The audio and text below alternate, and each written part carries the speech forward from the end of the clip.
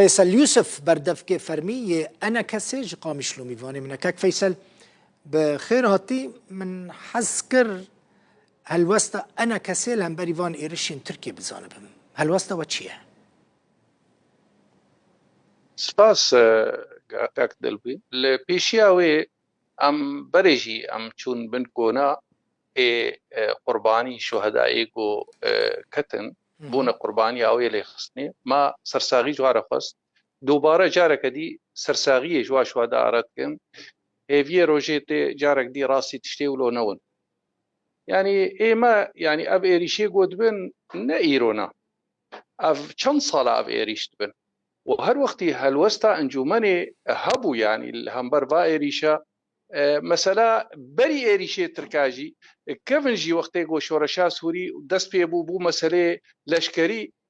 يعني انجومنان اجتماعي كردي هر وقتي تخست باراستنك كسي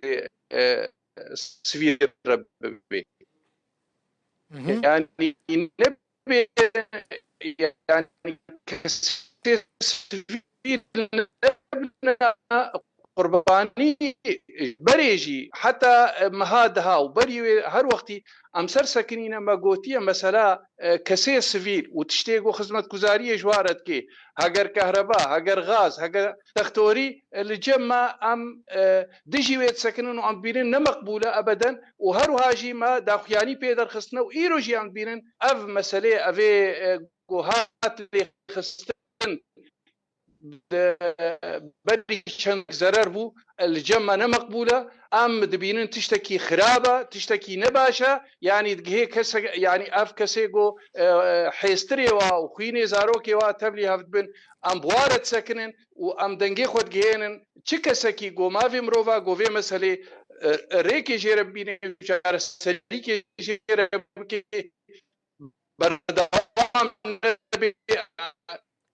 ملت مدفينا يعني دولتها تركي دهندروي خودش على سربكي نا درفي ولاتي خو اواغو ايرو ام تفيتيشن وزرر بويا وقالك زرر بويا الكسي سفير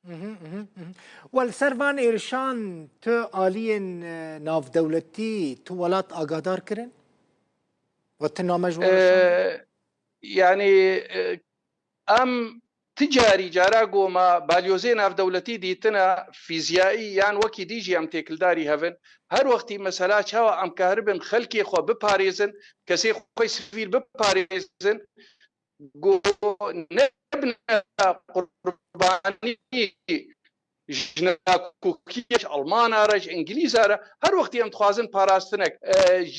عفريني بقرا حتى سريكاني حتى الفيدريجي أم سرت سكنج برجو أم خد بينن بربرس ونونرتيام لتي خد كن مدعو كريا وإيروجي أم بربيدنجو أم تيكليا بكن شاوا أم كاربن ريكيش فيرا ببينن جبرجو أم بينن أف شريكو بي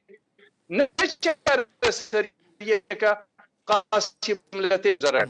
دنگ زيدان نباشا كاك فيصل مخابن مثلا تزاني من چه خواست بزانبم تفكريك وهي تبروجيك وهي كوهم ببيجن بفي آواهي اف ايرشت كارن وارن روستاندن يعني ايه ما يعني يكش تشتيقو ام دبيجن ايرو تركي دائما دبيجي ام دجيتيا باكاكيت كن بس دجيتيا باكاكي نل عرضي سوري دبي هروها امش باكاكي رجيت بيجن مسألة تركان نل هرمن كردي ام دبيجن دوساوي او كسايتي كردي وكردي كردستانا روجافا اواغو بيك دنجي قاربن هالوستا وهبي بقينا كسينا بدولتي يجيكو امو كردي سورينا كردي تركيا الحالي خونا اي سوري الحالي خونا اري راستا ام تمام مسلكنا توي ما تجينيها ليت هاي بتمنديك دويش هرمي مره بيقرتن هاجر تركيا بي هاجر باكا بي ام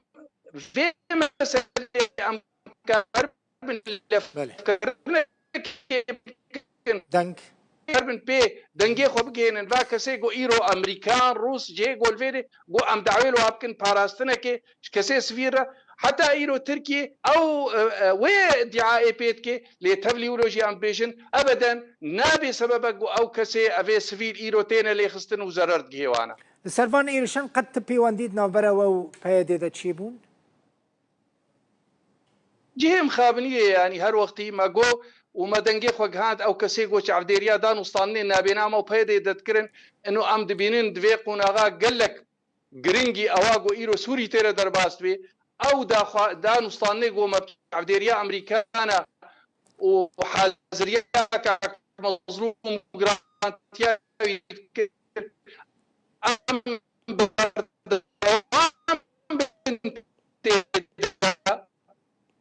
إشارة تتكليد نابنا ما وهذه ده حتى أنها شيء نبونا لأمبيرنا أواجو بردوامية أو دانوستان ديما بنجهوي هنا ديكومنتي هنا أم بردوام بنتيدا. قال لك سباس بردفك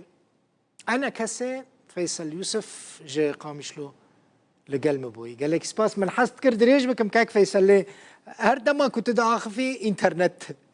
تكتت شم مالا تأفا زور سباس قي شانسي ما كا قي شانسي ما كاك دل بخين قالك جاري وولو كريا ون وقت قال كي دبرن نا بسك ام دوام بكن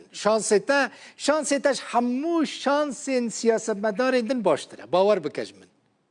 سپاس مساجه كت مثلا تزاني من چت خواست كاك فيصل افدا خوازه هر كردكيه دوان روجي نخوشتا دوان روجي تنگ دا هون آلين سياسي لهف هاتبانا هون نزيكي هف ببانا و او ناكوكين كو هر دميل پیشیا و دبن آستنگ و داني بانا آليه كي و برجوانديا نتوي بدا پیش هم و كأنا كسي هم جي پياده كاك دل بخين اونا هر جاركي ام درونن هاگر فرمي ام لف درونن وك انجومان يانجي ام وك سركر دوي ام جارا هفدود بين ام بينن برجوان دي ملتي ما اون گو ام كاربن كسايتيك ناف كردي سوري بدنا نشاندان ناب اوبسيون دا دناف كسي ناف دولتي دا دولتي درو دورا باور بك يعني وقتي ون فيت بيجن لف بك تشتكي قلك باشا تجي وقت دقة كردي وروجنا مافان وتمام ما وك انجومان تروجا خوشبر ندايا عليكي او جا عيني تشتيد بيجن كاك فيصل هر بايديجي عيني تشتيد بيجن بيجي امج ديالوج غير آمدانه انا كسينا آمده هند بيجن امج ديالوج غير آمدانه بايدينا آمده يعني از نظام براستي از سري متابعه امريكي نا امريكي جي زانن وكسي دي جي زانن وهر وقت دريا رودا وغير رودا ما قوتيام آمادنا ام جير آمادنا او بنقهاقو 2021 ده هيفاش شاده اواقو يبر دوامية يا 2020 بي حتى ايروجي ام اريد كن جيرو ما نقوتينا اواش عبديريك امريكانا وغرانتياكاك مظلوم ابدا ما خوشينا ده آليكي وتروجا جدبي كسكيج مناهات يبيستن قو ام ويناكنش برقو ام دبينن نرينا سياسي ما خلاص كريا ليفا كردي ما خلاص كريا بله دیسا اینترنت خود وام خورتایک باش دا زور سپاس کاک فیصل مالا تاوا چه بیجم يعني هي في كم او برسكريك نامين و آلين كردي لروجا وي كرسان نزيكي هف ببنو بهفرا برسكريك ان شهر سر بكن فيصل يوسف بردفكي انا كسي جي قام شلو ميفاني مبوي